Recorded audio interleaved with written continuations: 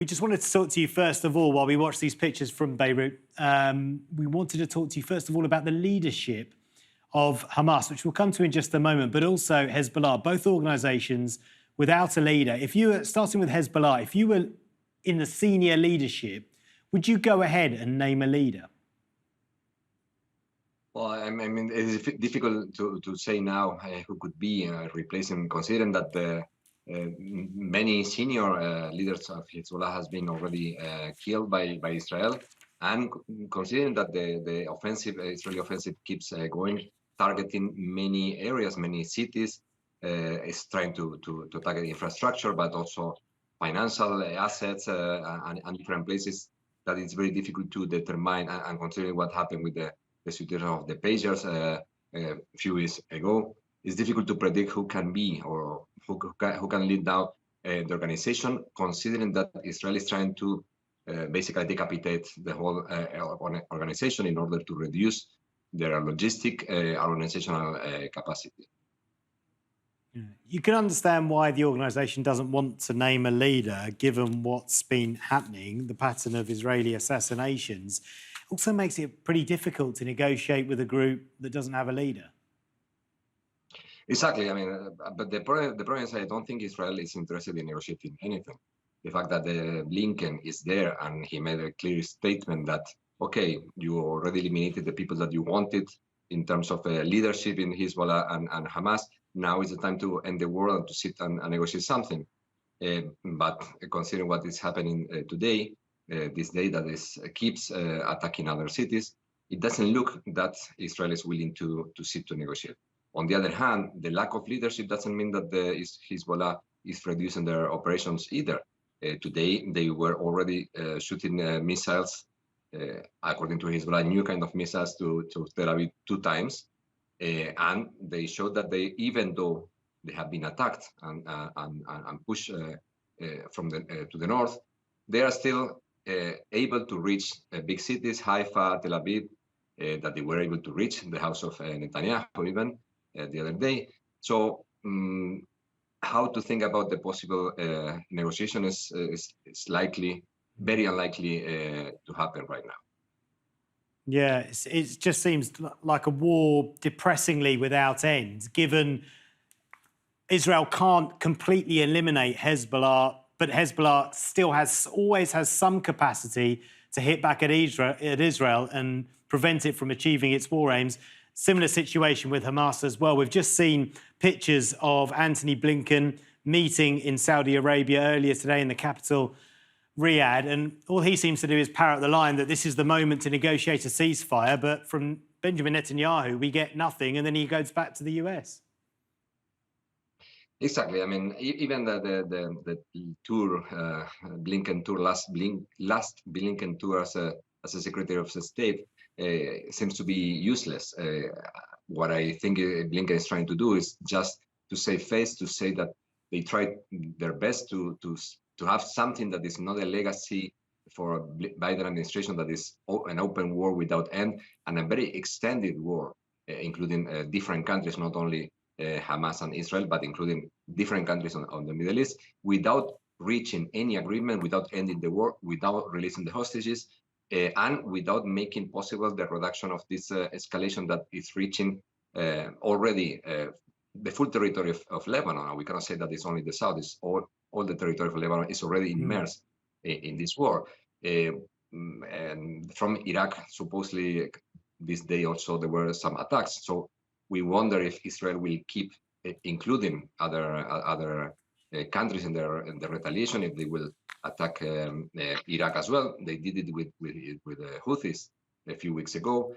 If this continue expanding, I mean, it's very difficult to predict when it's going to stop. Yeah, totally. So I'm going to ask you quite a difficult question with that in mind, Luciano. One final big question. Where do we get hope from? Hope that this can at least finish? I'm not talking about the day after in Gaza, just at the moment. How can you even see a route to some sort of situation where, you know, there is no war and at least there's a ceasefire, at least with Lebanon and in Gaza? Well, the saddest part is that at the beginning of the war, we were talking about the post-war. Biden was asking Netanyahu to provide a plan about the post-war. Now nobody's talking about that anymore. It looks like nobody is really hopeful that the war is going to end in Gaza anytime soon, and that there will be something to reconstruct or to recover in Gaza. And this is the saddest part. I mean, what is going on in the north of the Gaza Strip now is basically annihilation of people without any kind of concern, without any kind of preoccupation about starving people, killing kids, destroying hospitals. So to see that the only thing that the Blinken is saying, or the foreign minister of Germany that is now in Lebanon saying, no, we need to reach an agreement, we need to reach a truce. But what is going on with the killing of the people in Gaza that is not stopping since more than 1 year ago? Yeah, well, given that, I don't know if you've heard, but there's an election in the US in a few weeks' time. Do you think that either a Trump administration or a Harris administration would change the situation either way, or have no effect at all? And I mean that, you know, obviously Trump's going to have more support for Netanyahu. Are we going to see an even more emboldened Israel, or are we going to see more of the continuation of the same with Harris, or just no change whatsoever? Well, we were saying that Netanyahu was trying to push the war as much as he could in order to reach the elections, because he knew that maybe Trump would be more comfortable with Netanyahu doing what he's doing. I don't think the United States will be more involved in the conflict. It will leave Netanyahu, I mean, in case of Trump, it will leave Netanyahu to do what he was doing, maybe with some specific concerns about the expansion of the conflict, but without threatening Israel to do anything about the arms delivery in terms of what is going on in Gaza and Lebanon. Maybe Kamala Harris would be a little bit more concerned, but at the end of the day, Biden was concerned as well, and he kept saying, or he kept asking Israel many things at least since December from last year, and he never did anything. He was very worried about the campaign. When he dropped from the campaign, we thought that he could do something else because the problem of the campaign was not there anymore. He was not more the candidate, and nothing happened. And we keep seeing that Blinken traveled to the Middle East to talk to a lot of people, even the Secretary of Defense. We thought that the fact that the two together issued a letter to Netanyahu asking to end the war, to do something, would change something. Nothing changed. So I don't have many expectations that any of them that would be the next president would change something drastically. Maybe we'll change some minor details about the tone of the discourse of the administration, but not the core of the policy.